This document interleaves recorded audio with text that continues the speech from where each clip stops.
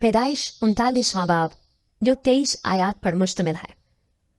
और यूसुफ को मिस्र में लाए, और पोतीफार मिस्री ने जो फिरौन का एक हाकिम और जरूदारों का सरदार था, उसको इस्माइलियों के हाथ से जो उसे वहां ले गए थे खरीद लिया। और खुदावंद यूसुफ के साथ था, और वो एक बालमंद हुआ और अपने मिस्री आका के घर में रहता था। और उसके आका ने देखा कि खुदावंद उसके साथ है, और जिस काम को वो हाथ लगाता है खुदावंद उसमें उसे इकबालमंद करता है। चुनाचे यूसुफ उसकी नज़र में मकबूल ठहरा, और वही उसकी खिदमत करता था, और उसने उसे अपने घर का मुख्तार बनाकर अपना सब कुछ उसे सौंप दिया।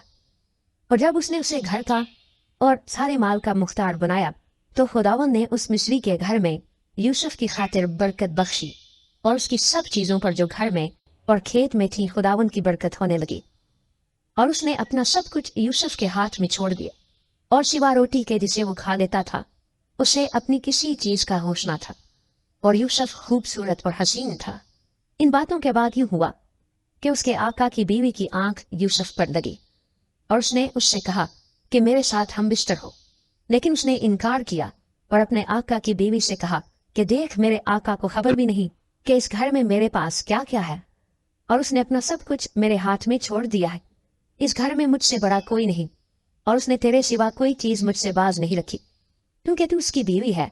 सो भला मैं क्यों ऐसी बड़ी बदी करूं और खुदा का गुनहगार बनूं। और वो हर चंद रोज यूसुफ के साथ होती रही, पर उसने उसकी बात ना मानी कि उससे हम बिस्तर होने के लिए उसके साथ लेते। और एक दिन यूं हुआ कि वो अपना काम करने के लिए घर में गया, और घर के आदमियों में से कोई भी अंदर ना था।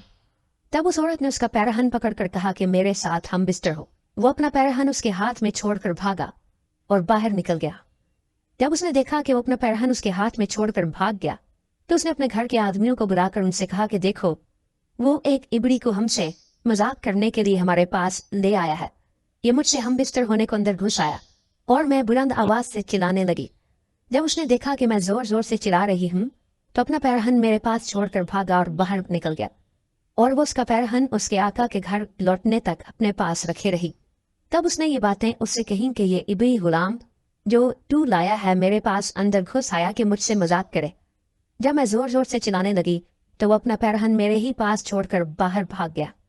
जब उसके आका ने अपनी बीवी की वो बातें जो उसने उससे कहीं सुन ली कि तेरे गुलाम ने मुझसे ऐसा ऐसा किया, तो उसका गज़ब भड़का, और यूसुफ के आका ने उसको लेकर कैद खाना में, जहां बादशाह के कैदी बंद थे, डाल दिया।